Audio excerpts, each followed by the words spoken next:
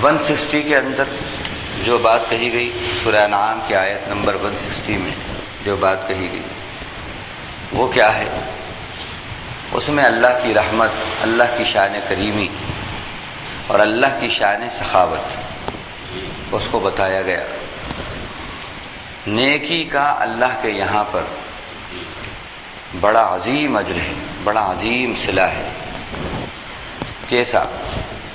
1 کرو 10 ملیں، 1 نیکی کرو 10 نیکیاں۔ یہ تو ایک قانون ہے، یہ تو ایک قانون ہے۔ اب جیسا جیسا اس نیکی کے اندر اخلاص بڑھتا جائے گا ویسے ویسے اس کا اجر بھی بڑھتا چلا جائے گا۔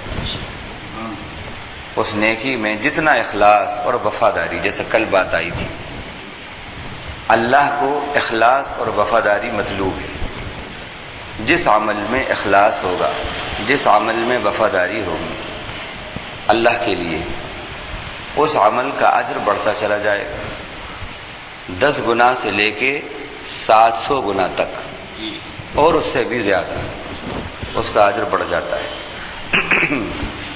تو نیکیوں پر ہمیں توجہ زیادہ دینا چاہیے۔ انسان کی فطرت ہے کہ جس چیز میں اس کو فائدہ زیادہ ہوتا ہے ادھر لپکتا ہے، ادھر دوڑتا ہے۔ جس میں فائدہ زیادہ ہے اس طرف دوڑتا ہے، اس میں مشغول ہوتا ہے، مصروف ہوتا ہے اس کا، اور جس کے اندر نقصان ہے اس سے بچتا ہے۔ لیکن ہمارا حال یہ ہے کہ ہم نفع اور نقصان صرف دنیا کی حد تک دیکھتے ہیں، دین کی حد تک نفع اور نقصان کے ہمیں کوئی فکر نہیں، جبکہ مومن کی شان یہ ہے کہ وہ نفع نقصان کو دین میں بھی دیکھے، دین میں بھی دیکھے۔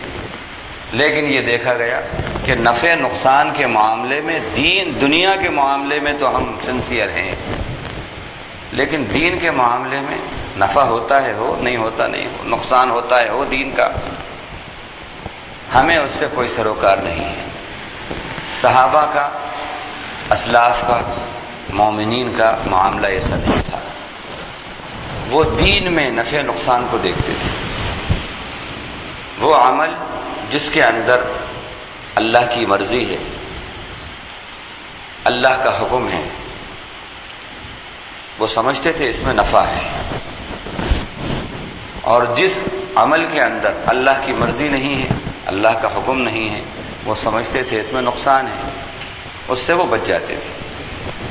ہمارا حال یہ ہے کہ ہمیں یہ معلوم ہوتا ہے کہ یہ عمل جو ہم کر رہے ہیں اللہ کی ناراضگی کا عمل ہے، رسول کی ناراضگی کا عمل ہے، معلوم ہوتا ہے، اس کے باوجود وہی بدعمالیاں ہم کرتے ہیں، وہی بدعمالیاں کرتے ہیں، یعنی معلوم ہوتے ساتھ کہ اس میں نقصان ہے، پھر بھی ہم نقصان کا کام کرتے ہیں۔ اور دنیا کا معاملہ اس کے بالکل برعکس ہے۔ اگر یہ معلوم ہو جائے کہ اس گھر کے اندر جو میں جا رہا ہوں، اس گھر کے اندر آصف ہے، اس گھر کے اندر بلائیں ہیں، اس گھر میں مصیبت ہے، تو پھر اس گھر کے اندر اب نہیں جاتا، اس گھر میں نہیں جاتا۔ معلوم ہو جائے اس کام کے اندر نقصان ہے تو پھر اس کو نہیں کرتا۔ جیسے ہم دنیا میں سنسیئر ہیں ایسے بس دین میں سنسیئر ہو جائیں۔ دنیا جیسی سنسیئرٹی جب دین کے اندر آ جائے تو اسی کا نام تقویٰ ہے، اسی کا نام ایمان ہے، اسی کا نام تقویٰ ہے۔ یہ اللہ تعالیٰ نے بات بتائی دوسری آیت کے اندر۔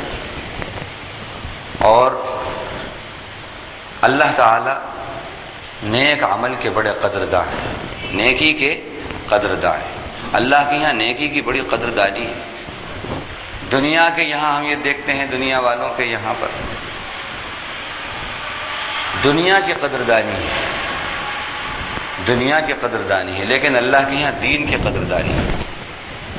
دنیا والوں کی نگاہ میں دنیا داری کی قدردانی ہے، لیکن اللہ کی نگاہ میں دین داری کی قدردانی ہے۔ یہ ہے ان دونوں آیتوں کا خلاصہ۔ اب ان کی ذرا سی تشریح۔ پہلی آیت سورہ انعام کی 159، جس کا ترجمہ آپ نے سنا، ایک بار پھر سنیں۔ اعوذ باللہ من الشیطان الرجیم ان الذین فرقوا دینہم وکانوا شیعا لست منہم فی شیء، بے شک وہ لوگ جنہوں نے اپنے دین کو پارا پارا کر دیا، ٹکڑے ٹکڑے کر دیا، اور وہ گروہ گروہ میں بٹ گئے، لست منہم فی شیء، آپ کا ان سے کچھ بھی سروکار نہیں۔ اب اس ضمن کے اندر جو احادیث آئی ہے، ابن مردویہ کے اندر ایک حدیث آئی ہے، حضرت عائشہ رضی اللہ عنہا اس کی راوی ہیں، اللہ کے نبی صلی اللہ علیہ وسلم نے فرمایا وہ لوگ جنہوں نے دین کو ٹکڑے ٹکڑے کر دیا اور گروہ گروہ میں تبدیل ہو گئے، ان سے مراد اللہ کے نبی نے کہا ہم اصحاب البدع، وہ بدعت والے لوگ ہیں، جو بدعتی ہیں ان سے مراد وہ لوگ ہیں۔ اور بدعت کے معنی کیا ہوتے ہیں؟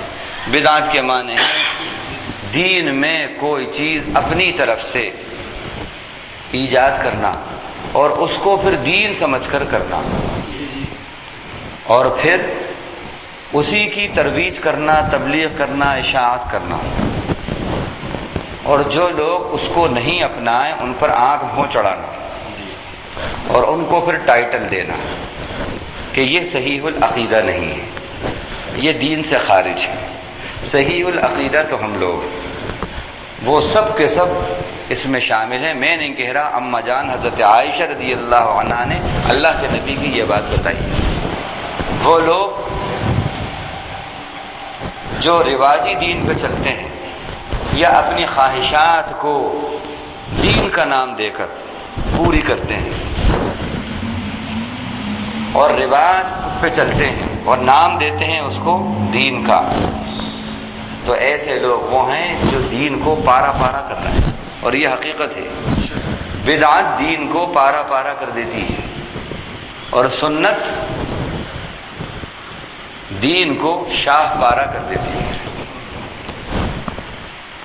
دین کو جوڑ دیتی ہے، یعنی سنت سے جوڑ پیدا ہوتا ہے اور بدعت سے توڑ پیدا ہوتا ہے۔ یہ آیت قرآن کی کہہ رہی ہے، ہم پہلے یہ باتیں کہتے تھے لیکن اس آیت سے تائید ہو گئی، اس کی اس آیت سے تائید ہو گئی اور حدیث سے بھی تائید ہو گئی۔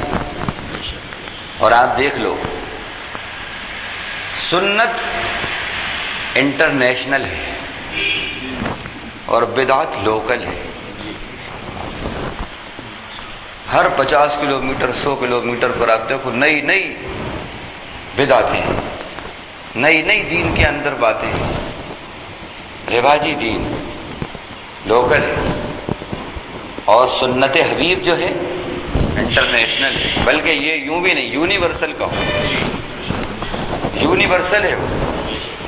اور جو سنت پہ چلتا ہے اس کی پرسنالٹی بھی لوکل نہیں رہتی، نیشنل اور انٹرنیشنل بن جاتی ہے اور پھر یونیورسل بن جاتی ہے۔ اللہ کے یہاں اس کی بڑی قدردانی ہوتی ہے، فرشتے بھی اس کی قدر کرتے ہیں، زمین والے ہی نہیں، آسمان والا بھی اس کی قدر کرتا ہے، آسمان والے بھی اس کی قدر کرتے ہیں۔ تو حدیث کے اندر یہ بات آئی کہ جن لوگوں نے رواج کو اپنایا، خواہشات کو اپنایا دین کے نام پر، دین میں نئی نئی چیزیں انہوں نے دین کے نام پر ایجاد کری اور ان سے اپنی دنیا سجائی، یہ لوگ کون ہیں؟ یہ اصحاب البدع، بدعت والے لوگ۔ اسی طرح حضرت ابن عباس رضی اللہ عنہ نے ایک مرتبہ فرمایا کہ یوم تبیض وجوہ وتسود وجوہ، اس آیت کی تشریح کے اندر انہوں نے کہا، جس کا ترجمہ ہے قیامت کا دن وہ دن ہوگا جس میں کچھ چہرے روشن روشن ہوں گے اور کچھ چہرے سیاہ سیاہ ہوں گے۔ اس کی تشریح انہوں نے کی کہ جن لوگوں کے چہرے روشن ہوں گے وہ اہل السنہ والجماعہ ہوں گے، اور جن کے چہرے سیاہ ہوں گے، سیاہی جن پر چھا رہی ہوگی، وہ اہل البدع ہوں گے، بدعت والے لوگ ہوں گے۔ اب اہل السنہ والجماعہ کون لوگ ہیں؟ خود اہل السنہ والجماعہ کو پتہ نہیں ہے کہ ٹرو اہل السنہ والجماعہ کون ہے۔ ہم سوڈو اہل السنہ والجماعہ ہیں، اور اپنے آپ کو ہم یہ سمجھتے ہیں کہ ہم ٹرو اہل سنہ والجماع. کون ہے اہل سنہ والجماع؟ سنت کہتے ہیں نبی کے طریقے کو، اور جماعت سے مراد جماعت صحابہ، صحابہ کی جماعت. تو اہل سنہ والجماع کیا معنی؟ اہل معنی والے، معنی کیا ہوا؟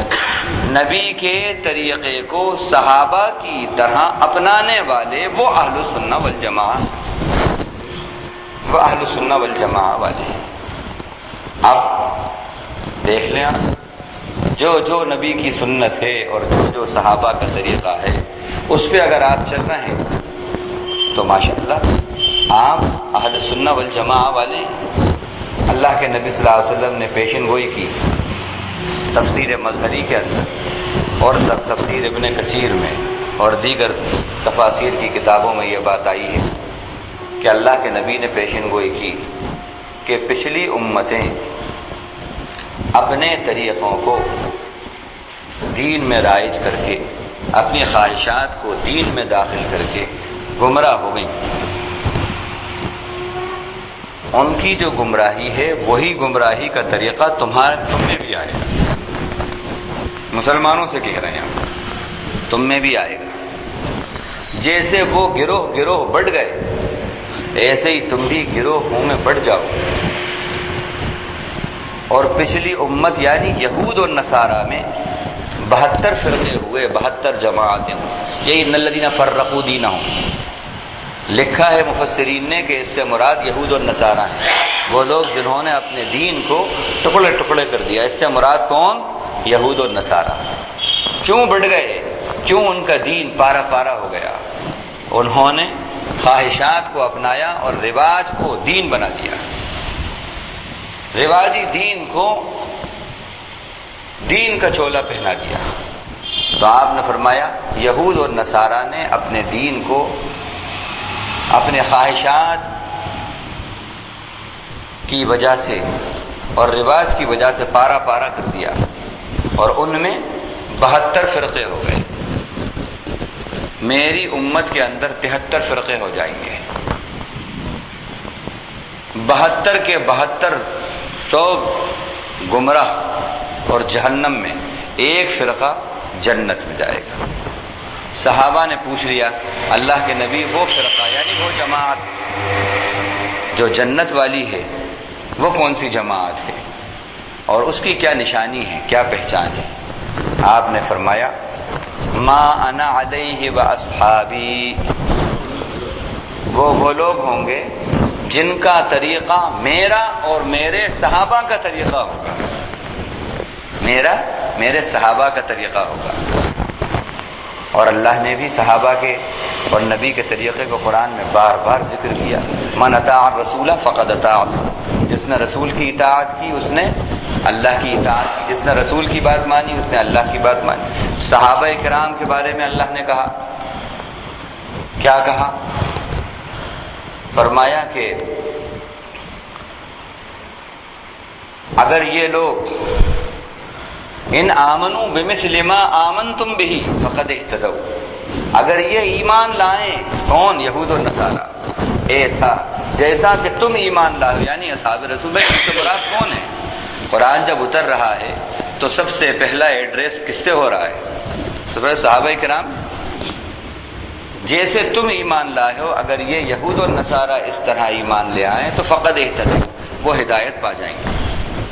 وَإِن تَوَلَّوْا فَإِنَّمَا هُمْ فِي شِقَاقٍ، اور اگر انہوں نے تمہارے طریقے سے روگردانی کری تو وہ بدبختی میں آ جائیں گے، ان میں اختلافات پیدا ہو جائیں گے. اتنی گہری بات ہے. صحابہ کے طریقے پر ہدایت ملتی ہے اور صحابہ کے طریقے سے گریز کرو تو اختلافات اور بدبختیاں آ جاتی ہیں.